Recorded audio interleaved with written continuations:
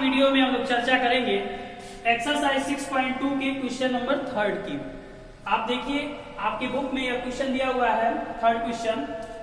आप देखिए इसका इमेज यहाँ पर बना हुआ है, आप यहाँ पढ़ सकते हैं। दिया है क्वेश्चन में कि AB और CD क्या है, पैरेलल है, या AB लाइन है और या CD लाइन है, दोनों रेखाएं आपस में क्या है, समांतर है।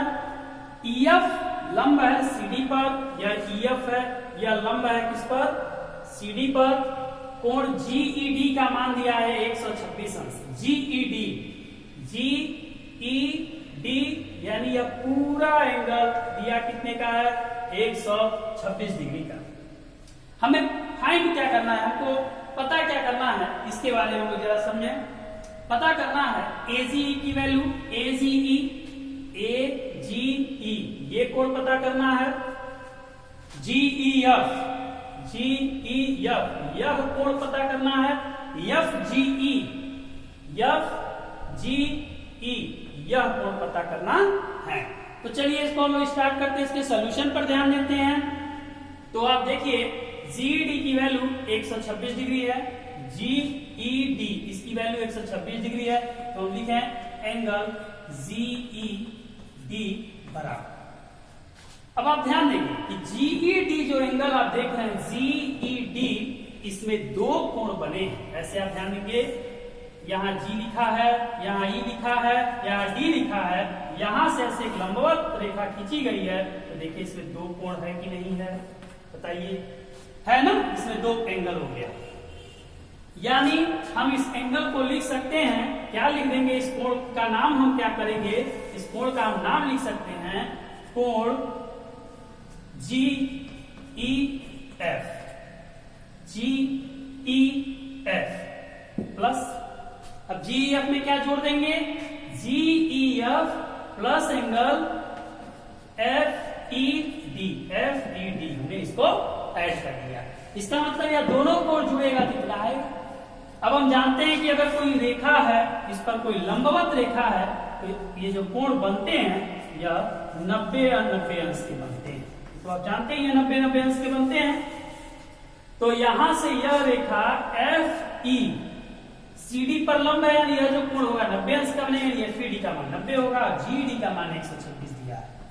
126 डिग्री बराबर कोण GEF प्लस 90 डिग्री।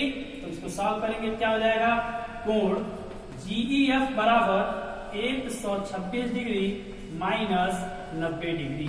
ठीक है, इसको अब आप घटा लीजिए, कितना आएगा, 36 डिग्री। ठीक है ना। इसको जब आप सब्ट्रैक्ट करेंगे कितना आएगा, 36 डिग्री। तो GEF का मान हम लोगों ने क्या निकाला, 36 डिग्री निकाल दिया। बोलिए यहाँ किसी को कोई दिक्कत समझ में आ गया होगा, कोई प्रॉब्लम होगा तो आप कमेंट से जरूर पूछेंगे, ठीक ना। तो GEF की वैल्यू आ गई आपकी 136 डिग्री। ठीक, अब चलिए इसको हम इरेज करते हैं, अगला सॉल्व करते हैं। तो हमने GEF की तो वैल्यू 106 हम लोगों ने 36 डिग्री पता कर लिया। अब हम लोग को निकालना है, जरा हम लोग AGE की वैल्यू देखें तो हम लोग क्या लिखेंगे, एंगल, देखिए ध्यान दीजिए, AB और CD रेखा क्या है, पैरेलल है। AB लाइन और CD लाइन क्या है, पैरेलल है, देखिएगा। और यह जो लाइन है, इसको ट्रांसवर्स लाइन तिर्यक रेखा का कार्य कर रही है। तो हम जानते हैं कि यहाँ का जो कोण होगा वह इस कोण के मान के बराबर होगा कि नहीं होगा, एकांतर अंतर कोण के नियम से। तो हम यहाँ लिखेंगे कोण AGE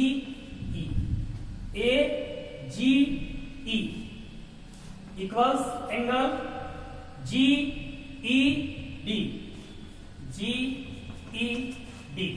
अब देखिए GED की वैल्यू 126 डिग्री है, क्योंकि यह दोनों बराबर हैं, इसलिए AGE का मान भी क्या होगा, 126 डिग्री होगा। कैसे होगा, तो एकांतर अंतर कोण के नियम से। ठीक है, तो आपने देखा AGE का भी वैल्यू हम लोगों ने निकाला, 126 डिग्री हो गया। ठीक है, अब एक एंगल बचा FGE, इसे भी नोट कर लीजिए, इसे भी रेज कर देते हैं। अब देखिए FGE हमें निकालना है, FGE तो FGE ई यानी यह एंगल निकालना है। तो आप ध्यान दीजिए कि आपका यह जो ए बी है क्या है, एक सरल रेखा है। हम लिखेंगे ए बी एक सरल रेखा, ए बी एक सरल रेखा। तो जब ए बी एक सरल रेखा है तो हम जानते हैं कोई सरल रेखा, इस पर एक कोई किरण पड़ी है, तो इन दोनों कोणों का मान जो होगा उसको जोड़ेंगे तो 180 होगा। तो यही काम यहाँ भी होगा। तो हम लिखेंगे कोण ए जी ई प्लस कोण F G E equals 180 degree. A G का मान 126 डिग्री है प्लस एंगल एफ जी है बराबर 180 डिग्री है। तो यहां से एफ जी का मान होगा 180 डिग्री माइनस 126। सब्ट्रैक्ट करेंगे, इसको जब हम घटाएंगे तो पाएंगे, आप इसे घटा लीजिए, यहाँ 4 हो जाएगा और यहाँ से 5 हो जाएगा, 54 डिग्री 54 डिग्री इसका मान आ जाएगा। तो आपने देखा कि हम लोगों ने तीनों कोणों के मानों को हल किया, तीनों कोण का मान आया। ठीक है, अब हम लोग देखते हैं क्वेश्चन नंबर 4 को। चौथा प्रश्न इस तरह से इसका फिगर है, यह दिया हुआ है किताब में आपके। इसमें कंडीशन क्या दिया है कि पी क्यू और एस टी समांतर रेखा है, या पी क्यू और यह एस टी आपस में क्या है, समांतर। अर्थात अगर इस पी क्यू को हम ऐसे इधर की ओर बढ़ा दें, एस टी को इधर की ओर बढ़ा दें, तो यह दोनों रेखाएं आपस में कहीं नहीं मिलेंगी। फिर क्या कह रहा है, कोण पी क्यू आर बराबर 110 डिग्री है, पी क्यू आर बराबर 110 डिग्री है, आर एस टी बराबर 130 डिग्री है, आर एस टी बराबर 130 डिग्री है। क्यू आर एस का मान निकालना है हमको, यहाँ का एंगल फाइंड करना है, इस कोण का मान कितना होगा। तो चलिए इसको सॉल्व करते हैं, इसके सॉल्यूशन पर ध्यान देते हैं। अब देखिए, इस क्वेश्चन को सॉल्व करने के लिए सबसे पहले इस प्रश्न में हम लोग एक रचना करेंगे, लिखेंगे रचना, जिसे हम अंग्रेजी में कंस्ट्रक्शन भी कहते हैं। रचना क्या करेंगे कि इस बिंदु आर से हम लोग पी क्यू के समांतर एक रेखा खींचेंगे। अगर हम पी क्यू के समांतर रेखा खींचेंगे तो आप इस चीज को जानिए कि यह रेखा एस टी के भी समांतर होगी, क्योंकि पी क्यू और एस टी आपस में समांतर। तो रचना में हम क्या लिखेंगे, बिंदु बिंदु आर से पी क्यू के समांतर एक रेखा ए बी खींचा। चलिए इसका नाम लिखते हैं ए बी। नाम क्या लिखते हैं, ए बी। ठीक है, एक रेखा हम ए बी ड्रा कर लेते हैं। ठीक, अब आप इस चीज को समझ गए हैं। अब चलिए अब इसके सोल्यूशन पर जाने के हमें निकालना है क्यू आर एस का मान। तो हम लोग सबसे पहले ध्यान दें, आपको हमने बताया था कि यदि दो रेखाएं आपस में समांतर हैं, दो रेखाएं आपस में समांतर हैं, इसे कोई तिर्यक रेखा काटती है, तो तिर्यक रेखा के एक ओर बने अंतःकोण, फिर से ध्यान देंगे हमारी बात पर, यदि किसी दो समांतर रेखाओं को एक तिर्यक रेखा काटती है तो तिर्यक रेखा के एक ओर, तिर्यक रेखा के एक ओर बने अंतःकोण का योग, अंतःकोणों का योग 180 डिग्री होता है। अर्थात अगर मान लीजिए इसका मान x है, इसका मान y है, तो x में जब y जोड़ेंगे तो दोनों जोड़ 180 डिग्री आएगा। ठीक है, तो ये कंडीशन को हम लोग पढ़े थे। तो चलिए स्टार्ट करते हैं। इस बात को आप ध्यान रखेंगे, तब हम लोग प्रश्नों को हल करेंगे। हमने आपको बताया कि क्वेश्चन में दिया था क्योंकि PQ और ST आपस में समांतर है और PQ के समांतर हमने एक रेखा AB खींचा है, तो इसका मतलब कि यह जो AB रेखा है यह PQ के भी समांतर है और ST के भी समांतर। इस चीज को तो आप समझ रहे होंगे। तो जब PQ और AB समांतर है तो QR एक तिर्यक रेखा का कार्य कर रही है। तो चलिए इसको हम सॉल्व करते हैं। लिखें, क्या लिखेंगे, पहला कंडीशन, चूंकि PQ समांतर AB है तथा क्यू आर तिर्यक रेखा है, तिर्यक रेखा है, इसलिए कोण पी क्यू आर प्लस कोण Q R A equals 180 degree, इसे हम कहते हैं सह अंतः कोण। यह क्या कहलाएगा?